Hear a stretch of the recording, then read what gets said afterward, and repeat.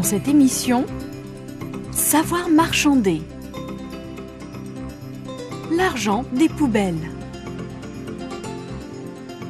Trésor d'une famille, le sucre. Savoir dire. Dire comment vous dépensez votre argent. La nourriture. Les vêtements. La nourriture et les vêtements. Le loyer. Le loyer et la nourriture, tout passe dedans. Quelles sont vos dépenses principales? Le logement, la voiture, la nourriture et les vêtements. Tout l'argent passe dans l'entretien de la maison et dans la nourriture, malheureusement. Le loyer et la nourriture, tout passe dedans. Nous dépensons beaucoup plus pour la nourriture ici, parce que la nourriture est très chère. En gros, je pense que c'est le ménage, les aliments, la nourriture tous les mois, c'est ce qui prend la plus grosse part du budget. Savoir entendre. À vous de trouver la réponse. Est-ce que la nourriture est une des dépenses importantes de cette personne? Les principales dépenses, c'est d'abord le loyer, c'est ensuite la nourriture, c'est ensuite la scolarité des enfants, et puis vient le reste, l'habillement, l'eau et l'électricité, le téléphone, la voiture. Compris. La nourriture est une de ces dépenses les plus importantes. Info. Le franc CFA est la monnaie commune de 13 États d'Afrique, le Sénégal et le Congo entre autres. Créé par la France, son taux est fixe et s'aligne sur le franc français. Savoir dire. Savoir marchander. C'est trop cher. C'est trop cher! Je ne comptais pas dépasser 15 000. Je ne comptais pas dépasser 15 000. Je n'ai que 2 billets de 10 000. Je n'ai que 2 billets de 10 000 francs. Bonjour madame, vous verrez quelque chose? Oui, je cherche un masque pour une amie qui se trouve en France. Celui en ébène, il coûte combien? Celui-là, je l'ai fait pour 35 000. 35 000? Mais ouais. C'est trop cher. À combien vous voulez mettre pour ça? Je ne comptais pas dépasser 15 000. Mais non, vous savez qu'à 15 000, c'est pour des petits masques comme ça. Mais pour un grand, il faut faire un effort un peu. Mais j'en ai vu ailleurs à 15 000. Mais vraiment, je peux faire le minimum à 22 000.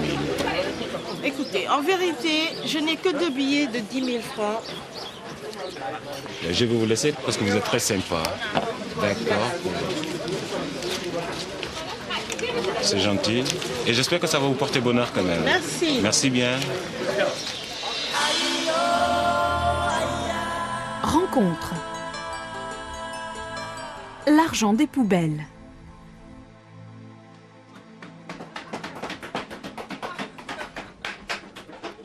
Dans cet atelier maison de la rue Dardanelles à Dakar, rien ne se perd. Amadou Ba récupère depuis 15 ans des boîtes un peu partout dans la capitale. Elles sont ensuite découpées, aplaties, fixées.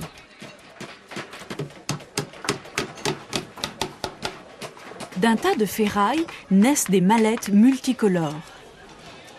Outre le modèle standard rectangulaire, l'atelier présente une collection innovatrice. Il y a ces boîtes, ces petits coffrets qu'on a arrondis pour mettre des bijoux, des trucs comme ça.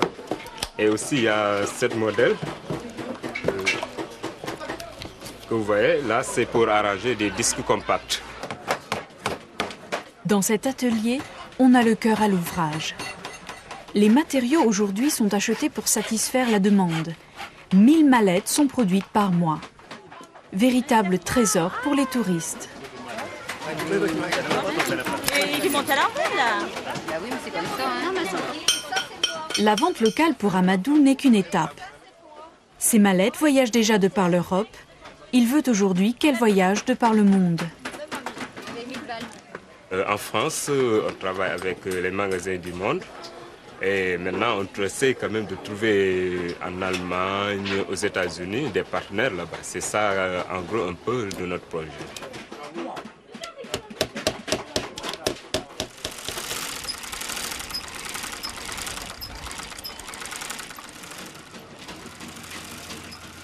Carafal, lui, récupère des petits bouts de tissu depuis 2 ans, au marché, chez les tailleurs, dans les poubelles.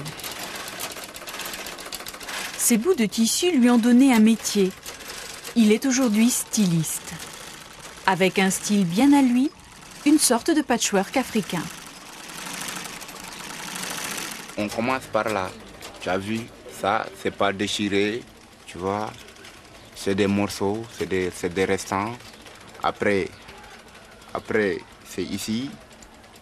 C'est les morceaux qu'on a déjà coupés et qu'on commence à rapiécer par deux et on le fait après. Tu as vu? Après, c'est comme ça. De ces grands draps est né un petit atelier. 7 personnes travaillent avec Carafal et, d'une machine empruntée, l'atelier en compte aujourd'hui 3. Un succès brodé de volonté, surpiqué de sincérité. Tout le monde est content, quoi. Tout ce qu'on fabrique ici, on le fabrique avec amour, quoi. C'est pas quelque chose qu'on fabrique tout de suite pour penser à l'argent, quoi. Avant de penser à l'argent, nous, on passe surtout ce qu'on a arrivé à récupérer et à le rendre la valeur. C'est très important pour nous de faire toujours de très belles choses, toujours.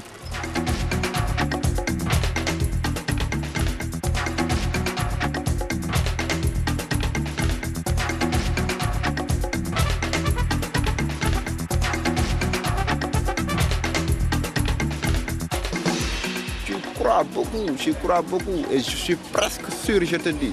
Je suis sûr que ça va aller et ça va dépasser tout ça. Oui, ça va dépasser tout ça. C'est sûr qu'un jour, ici même, on veut que ça soit une grande galerie d'art, Inch'Allah. Savoir dire. Dire ce que vous feriez si vous gagniez une fortune. J'arrêterai de travailler. J'arrêterai de travailler. J'achèterai une grande maison. J'achèterai une grande maison à la campagne. Je me coucherai 1 mois. Et puis je me coucherai 1 mois. Si vous gagnez une fortune, qu'est-ce que vous en feriez? J'arrêterai de travailler, je ferai des voyages et j'achèterai une grande maison à la campagne. Je m'achèterai une maison à la campagne et j'aurai un immense jardin. Si je gagnais une fortune, je crois que je bâtirais une grande maison et puis je m'achèterais plein de cadeaux, je remplirais mon frigo et puis je me coucherai 1 mois. Savoir dire. Régler une facture d'hôtel. Est-ce que vous pourriez m'expliquer? Est-ce que vous pourriez m'expliquer les 2 facts, s'il vous plaît? Acceptez-vous les chèques de voyage? Acceptez-vous les chèques de voyage? Bonjour. Bonjour. J'aimerais régler la facture de la chambre numéro 304, s'il vous plaît. Bien sûr. Est-ce que vous avez pris quelque chose dans le minibar hier? Non, non. Voilà. Merci, très bien. Est-ce que vous pourriez m'expliquer les 2 fax, s'il vous plaît? Bien sûr. Vous avez envoyé 2 fax. Nous facturons $1 par page et $3 pour les longues distances. Acceptez-vous les chèques de voyage? Bien sûr. Oui. En dollars américains? Bien sûr, pas de problème. Vous les changez à quel taux? À 1,30 le dollar américain. D'accord. Rencontre. Trésor d'une famille, le sucre.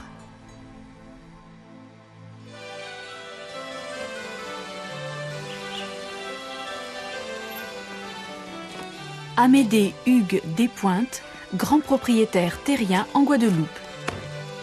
Depuis le XVIIe siècle, la famille Despointes a bâti sa fortune avec ce qui était l'or des Antilles, le sucre et le rhum. Monsieur Despointes a conservé cet héritage.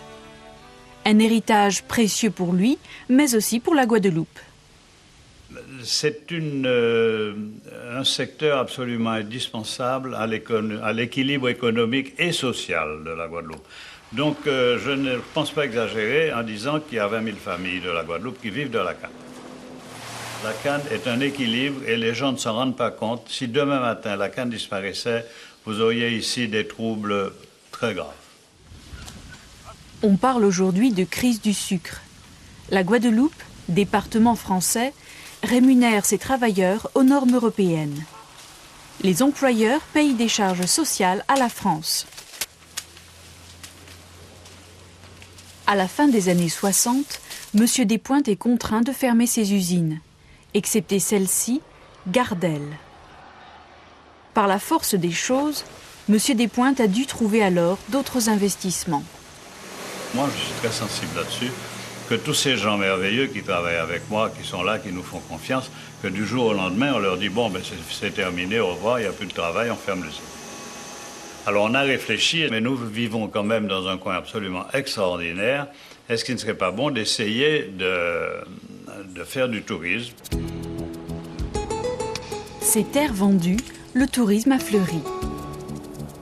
La vente des terres a donné un second souffle à la fortune Despointes et les difficultés financières semblaient alors n'être qu'un mauvais souvenir.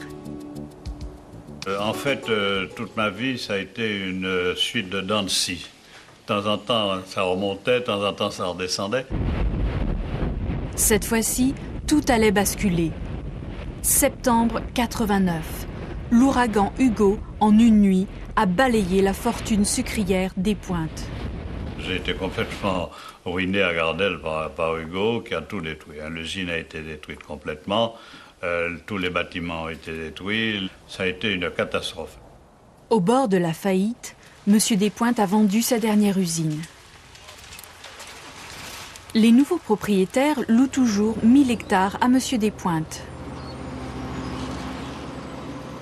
Aujourd'hui retiré, il revient quelquefois sur ses terres. On ne détruit pas comme ça l'histoire d'une famille, et surtout pas cette passion pour le sucre. Monsieur Despointes, vous aimez le sucre? Oui. Qu'est-ce que ça représente pour vous? Pour moi, ça représente un peu la vie. Un peu la vie, parce que je crois que sans sucre, l'homme serait très malheureux. Allez,